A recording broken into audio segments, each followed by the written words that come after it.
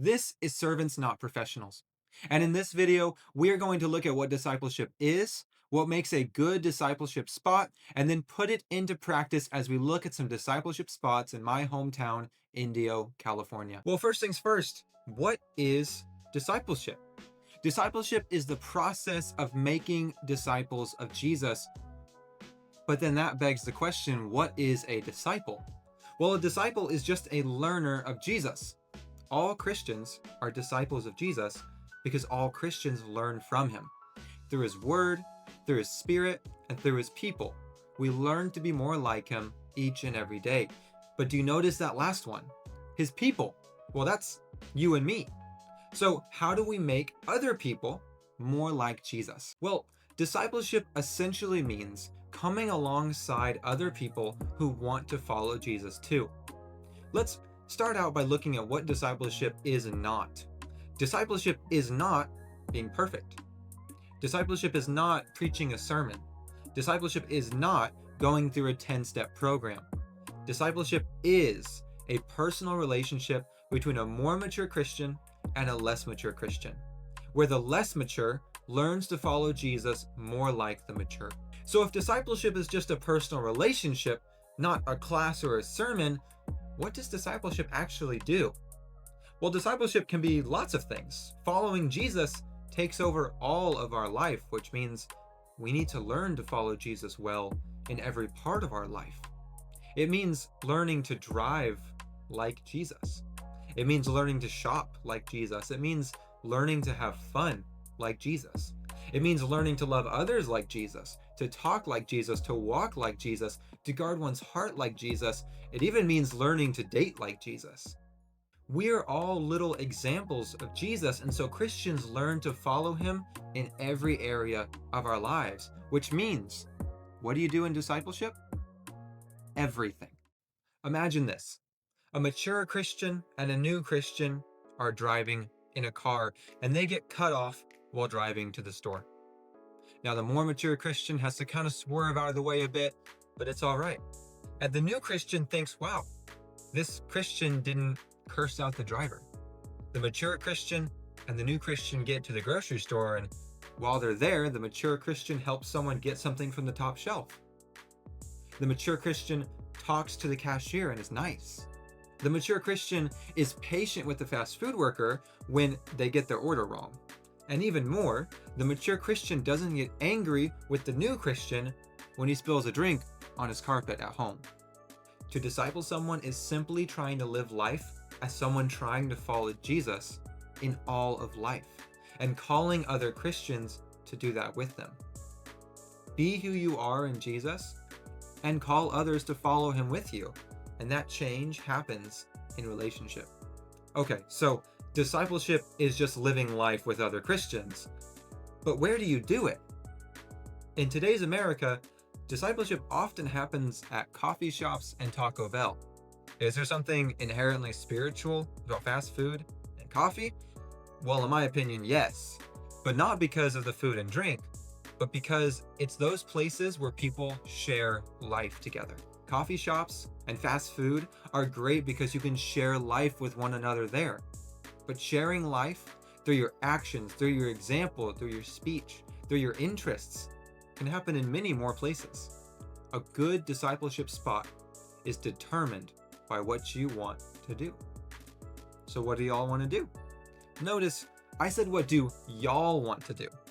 Good discipleship happens when you both can experience something together. At first, this is going to have to be pretty surface level. There is a reason people don't introduce themselves and then immediately trauma dump. It's awkward. You have to get to know them, and you have to show yourself to be a safe person first. With people you've known forever and have trusted forever, you can go and do just about anything with them and still feel filled up.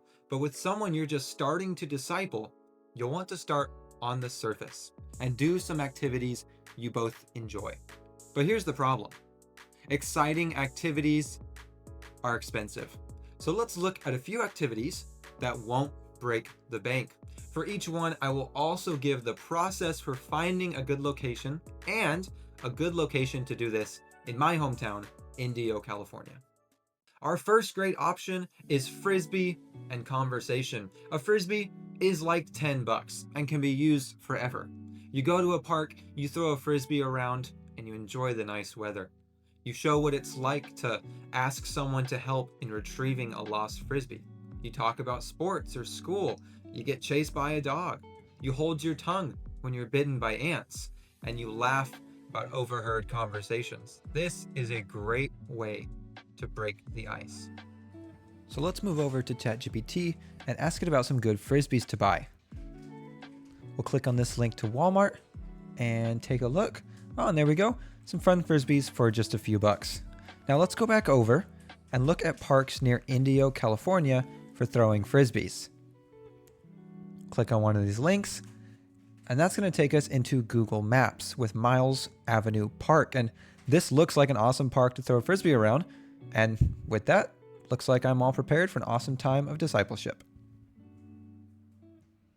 Another great option is option number 2, painting rocks to leave around the community.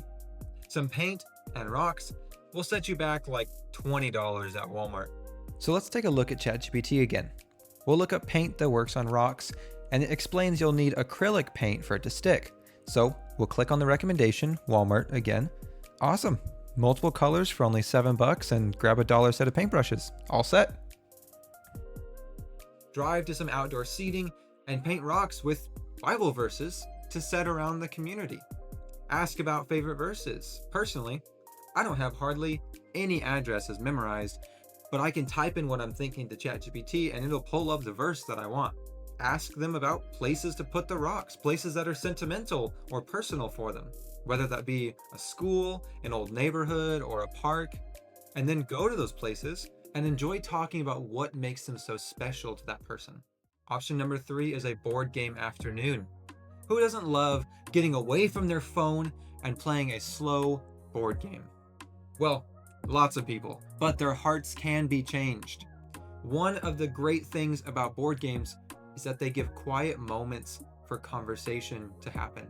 This includes both fun razzing on each other, but also more thoughtful conversation. All you have to do is invite a few people to go to the church with you to play a game from Five Below for $6, which is ironic, I know, with some Walmart soda and chips. And the whole thing costs $15 for a great time. Let's turn again to ChatGPT to survey some of the fun games at Five Below. They have an amazing selection of novelty games for cheap. Highly recommend. And if we look up cheap sodas or snacks, Walmart has great value if you're in a pinch. Now, these last two are really special to my heart. Play some video games. In my experience, young men or boys love playing video games, including me. I'm still a young guy, and it is almost always beneficial to a relationship when a younger guy who plays video games gets beaten by someone older like me. But you say, I'm not good at video games. Learn. I guarantee that any time spent learning a game will not be time wasted, as you carry that through all of your discipleship relationships. One of the most bonding moments with the students I am most close with are over playing video games. And finally, go get coffee or fast food. This one is a classic for a good reason. The most important thing at a coffee shop or fast food place is you. To be interested in them, to listen more than you speak, to get to know who they are, to round up 30 cents on a donation, to be kind to the fast food workers when they 100% of the time get your order wrong. If you take a look, Taco Bells and other fast food are all across extended Indio, with McDonald's and coffee shops.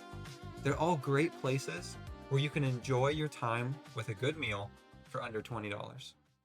The most important thing about discipleship is that you are following Christ, and then that you are in that person's life and available to them. Available, showing them what it looks like for you to follow Jesus. No one should expect perfection, but everyone can benefit from seeing the unique way God has gifted and called you, how you follow him in that, and how you care and love for others around you. Discipleship is a zero time wasted activity. There will never be a point when you look back and say, wow, I wish I spent less time loving people like Jesus, unless there's something wrong in your heart. So what are you waiting for? Go. Make disciples of all nations. Ask someone. Hey, you probably noticed I used ChatGPT a lot for research in this video. If you want to see some of the other convenient ways I use ChatGPT in my ministry job, click here.